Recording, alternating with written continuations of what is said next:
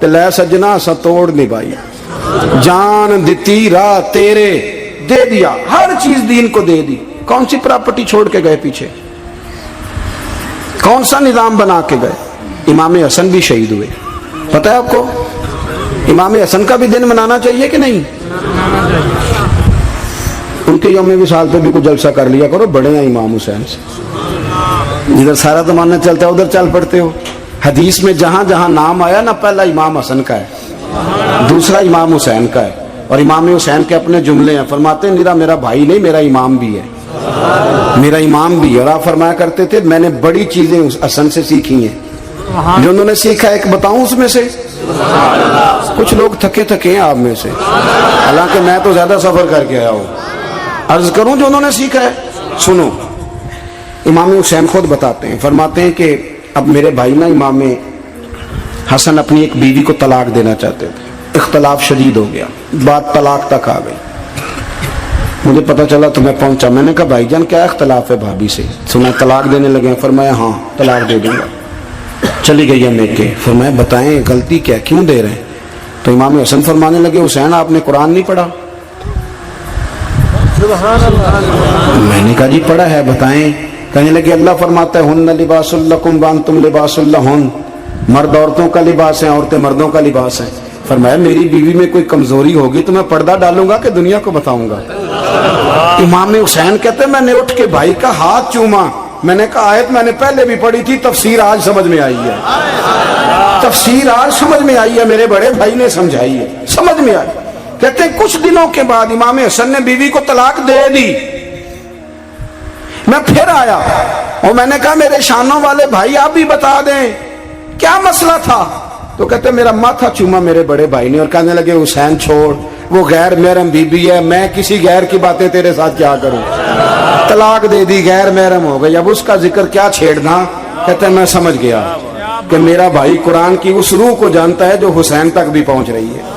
بھائیو امام حسن رضی اللہ تعالیٰ عنہ، آپ کو پتہ ہے یہ کائنات کا وہ عظیم شخص ہے، حسن ابن علی، وہ عظیم ہستی ہے جس نے تاج چھوڑ دیا، تخت چھوڑ دیا، پر نبی پاک کی امت کو جوڑ دیا۔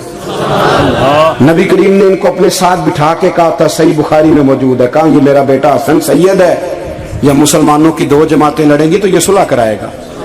حضرت امام حسن نے تخت چھوڑا، تاج چھوڑا، لیکن مسلمانوں کو آپس میں اتنی بڑی قربانی، اتنی بڑی قربانی۔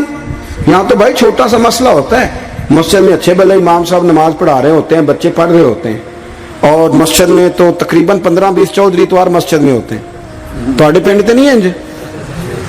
چلو اللہ کا شکر ہے جی، اتنے نہیں تھوڑے نے، چلو اللہ کرے وہ بھی نال ہی ڈال جان، درویشی چنگی چدرا دا کی کرنا ہے۔ تو ویسے میں نے دیکھا ہے تھوڑی سی جو کسی شہر کی بڑی مسجد ہوتی ہے اس میں 15-20 چودھری ہوتے ہیں، اور مولوی صاحب کی مجبوری ہے سب کی مان کے چلنا، دو کی نہ مانے قاری صاحب، دو کی۔ اب وہ یہ نہیں دیکھیں گے کہ دین کا نقصان ہو رہا ہے، مسجد کا مسئلہ ہے، بچوں کا مسئلہ ہے، ان کو تو ذات کا مسئلہ ہے، میری نہیں مانی لیا چھٹی۔ وہ خدا کے بندو، ہم 2 منٹ کے لیے چدراہٹ نہیں چھوڑتے، دین کا نقصان کر دیتے ہیں۔ امام حسن نے پوری حکومت چھوڑ دی، پوری حکومت۔ اتنا بڑا سخی کم آپ کو ملے گا جو سخاوت کرے اور نبی کی امت کو بچائے صلی اللہ ہو۔ یہ بات بیان نہیں ہوتی، اکثر نہیں ہوتی، شاید پورے کربلا میں آپ نے نہ سنی ہو، الا ماشاءاللہ۔ اس کو سمجھے امام حسن۔ اور پھر مزے کی بات، امام حسن بھی شہید ہوئے، انہیں زہر دیا گیا، اور جب وہ شدید بیمار ہو گئے نا، زہر اثر کر گیا، تو امام حسین آئے، بڑے پریشان ہوئے، رو پڑے، کہنے لگے بھائی مجھے بتاؤ کس نے زہر دیا؟ تو امام حسن کہنے لگے حسین مجھے شک ہے ایک شخص پر، لیکن شک ہے بھائی، اگر صرف شک ہے تو میں کسی بے گناہ کو بدنام کیسے کر دوں، تمہیں کیسے نام بتا دوں؟ یہ نامعلوم پرچے کراتے نہیں ہم روز نامعلوم پرچے، جس پہ دشمنی ہے اس کا نام لکھا دو، ختم ہو گئی بات۔ امام حسن کی تربیت دیکھو، فرمانے لگے جس پر مجھے شک ہے اس کا نام بتا دوں، تو اگر وہ نہیں تو بے گناہ کا ذکر کیسے کر دوں؟ تو امام حسین فرمانے لگے بھائی جان اگر وہی ہوا تو آپ فرمانے لگے اگر وہی ہوا نا تو حسین پھر بھی تو چھوڑ دے، میں نے رب کے سپرد کر دیا، اللہ بہترین انتقام لینے والا ہے۔ اللہ اتنا بڑا حوصلہ سیدہ کے بیٹے کا، شیر کے بیٹے کا شیروں جیسا کلیجہ، اتنا دل دریا سمندروں ڈونگے، کون دلاں دیاں جانے۔ او بھائی تھوڑا حوصلہ کر، جتن جتن تے ہر کوئی کھیڈے، تو ہارن کھیڈ فقیرہ، اور جتن دا مل کوڈی پیندی، ہارن دا مل ہیرا۔ او کہیں بیک بھی تو ہو نا، کہیں تو درگزر بھی تو کرنا، کہ ہر جگہ چھا کے رہنا، ہر جگہ چھا کے رہنا۔ میرے ایک سنگی ہیں، آپ کو پتہ یہ جو اسٹیج پہ بیٹھنے والے لوگ ہوتے ہیں نا، یہاں تو اچھے اچھے لوگ بیٹھے ہیں، میری طرح کے جو لوگ، جو اسٹیج پہ بیٹھنے کا عادی ہو جاتا ہے وہ نیچے بیچارہ بیٹھ بھی نہیں سکتا، یہ مسئلہ ہو جاتا ہے۔ میں اکثر کہتا ہوں کہ کبھی نیچے بیٹھ کے تو دیکھو کیا فرض ہوتا ہے۔ اگر کسی بندے کی کوئی شان ہے تو وہ جو سب سے پیچھے بیٹھا ہے اس کی شان ویسی کی ویسی ہے، پھر کمی آ جائے گی؟ کچھ بھی نہیں۔ مجھے ذاتی طور پر دیانتداری سے کہتا ہوں، مسجد میں بیٹھا ہوں، جب میرے آنے پہ لوگ نعرے لگاتے ہیں مجھے تکلیف ہوتی ہے۔ میں کہتا ہوں یار نبی پاک کی نعت چل رہی تھی، اس کا ادب زیادہ ہے یا اجمل قادری کا ادب زیادہ ہے؟ چھوڑیں آپ، جو آیا ہے وہ بیٹھ جائے گا، ختم ہو گئی بات۔ اور ویسے بھی جو لوگ جلسوں کے لیے محنت کرتے ہیں نا، بشارے اشتہار لگاتے ہیں، مسجد کی صفائی کرتے ہیں، جو لنگر پکاتے ہیں، وہ تو اسٹیج پہ آتے ہی نہیں، حالانکہ زیادہ ثواب تو ان کو ملتا ہے، وہ تو پیچھے چھپے ہوتے ہیں۔ میں کئی دفعہ مجھے پتہ چل جائے نا اس کارکن نے زیادہ کام کیا اس جلسے کے لیے، تو میں اس کے کان میں کہتا ہوں میرے لیے بھی دعا کری، اس لیے کہ تو نے محنت کی ہے، تیرا اجر اور ہے۔ ہم تو شان سے آئے بیٹھے اور چھٹی کر گئے۔ بھائی تھوڑا پیچھے بھی دیکھے، نبی کریم کے پورے خاندان کی قربانیاں، پورے خاندان۔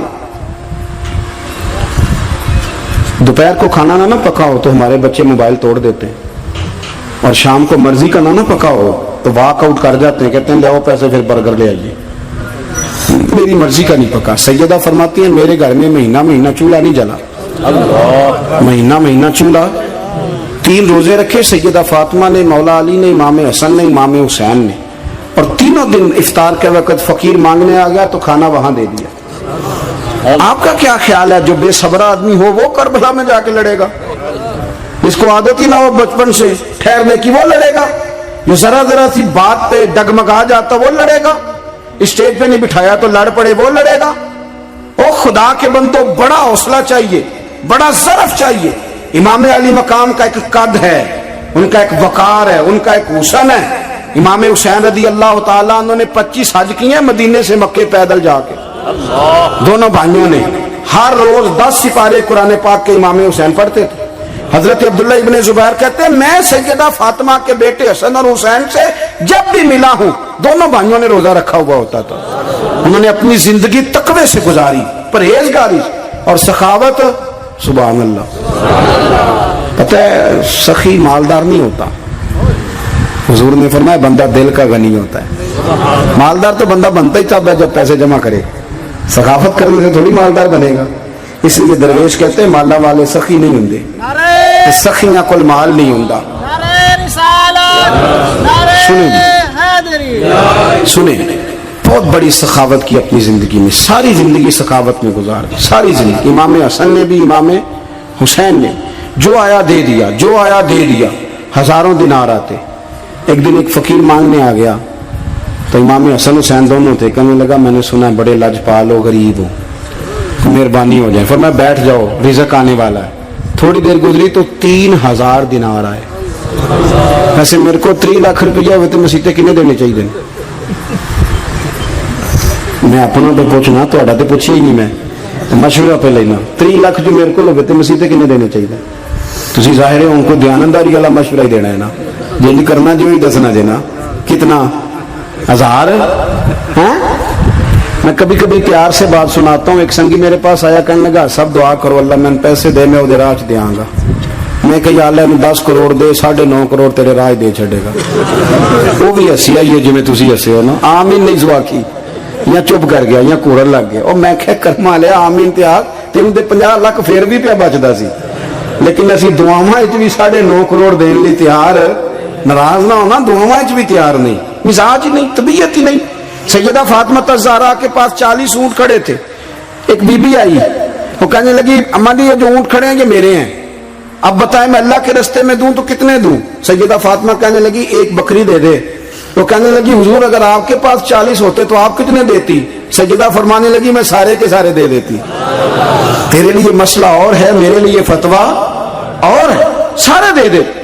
3000 دینار آئے امام حسن اور حسین کے پاس. فقیر بیٹھا ہے, فقیر کہتا ہے میرے دل میں خیال تھا کہ 5-10 دے دیں تو میری موت بن جائے گی, پر مجھے نہیں پتا تھا کہ اتنے سخی گھرانے کے پاس آیا ہوں. 5-10 دے دیں تو موت بن گئی. کہتے امام حسن نے 3000 دینار میری ہتھیلی پہ رکھے اور میرا ماتھا چوم کے کہنے لگے یار میرا تو خیال تھا کہ تیرے انتظار پر تجھے کچھ ملے گا, پر یہ رکھ لے, مجھے پتا ہوتا کہ تجھے اتنا ملنا ہے تو میں تجھے انتظار نہ کراتا. جلدی دے, خود بھیک دے, خود ہی کہے منگتے کا بھلا ہو. اپنی زندگی نفاست سے گزاری اہل بیت. قربانی